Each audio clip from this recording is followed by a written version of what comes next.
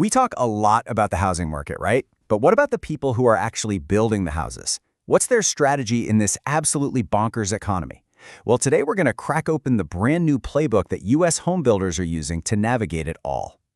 To really get what they're doing, we have to start with what they're most afraid of. Seriously. So what do you think it is? What's the number one thing that's keeping almost 6 out of 10 home builders up at night when they think about the next couple of years?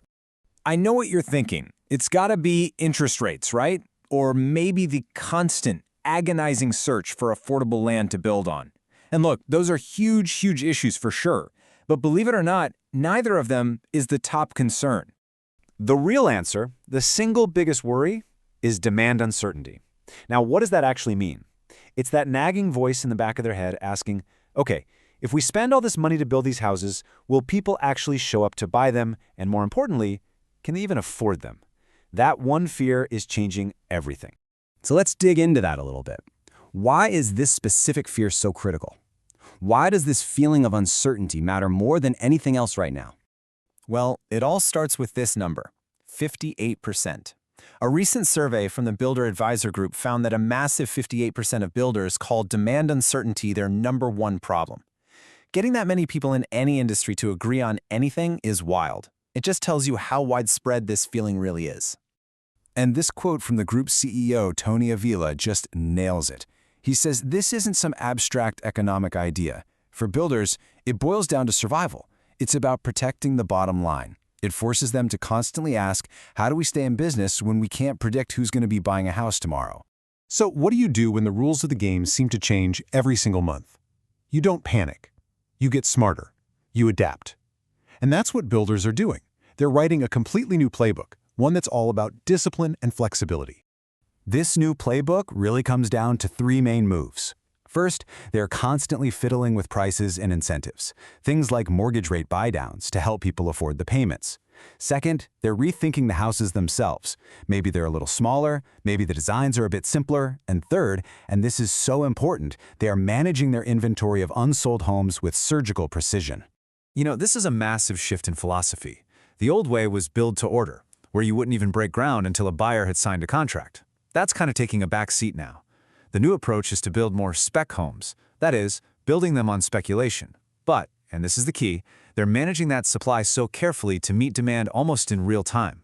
But of course, not everyone is playing the game the same way. In the home building world, you've got your massive national giants and you've got your local heroes, and each of them has a very different strategy. And this table just lays it out so clearly. You've got the big public builders who have access to tons of cash. Their game is all about scale, growing their market share, often by just buying up smaller companies. Then you have the mid-sized and private builders. They can't compete on size, so they double down on what makes them special: their deep local knowledge, their ability to offer a unique product, and amazing customer service, all to protect their profit margins. 2 totally different games. So finding buyers is one piece of the puzzle, but builders are also wrestling with 2 other giant moving pieces: the cost of materials and labor, and the ever-present price of the land itself.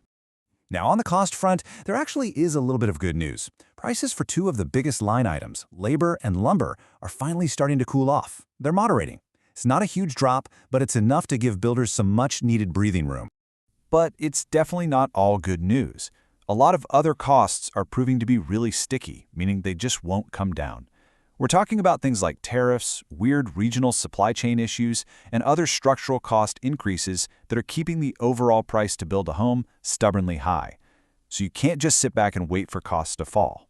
And this leads to a super smart change in how they buy land. You gotta know this term, phased takedowns. Instead of buying a huge piece of property for 200 homes all at once, a builder will now negotiate to buy the lots in phases, maybe just 20 at a time. This is a game changer. It dramatically lowers their upfront financial risk and lets them match their land buys directly to how many houses they're actually selling. And that idea right there, it really gets to the heart of this new world for home building. The whole definition of what it means to be successful is being completely rewritten. It's just not about growing as fast as you possibly can anymore. The new focus is all about financial discipline, positioning your products smartly, carefully pacing your supply, and finding a way to be different from the competition. It's a fundamental shift from a sprinter's mindset to a marathoner's. And this quote from the report just sums it all up perfectly. The builders who are most likely to win in this new environment, they might not be the biggest or the fastest. They're going to be the smartest, the most cautious, the ones who manage their money and their land with the greatest discipline. And all of this leaves us with a pretty fascinating final thought to chew on. When the entire industry that builds our communities is laser-focused on caution, on managing risk, and on smaller, more attainable homes, what will the next great American neighborhood actually look like? What will it feel like?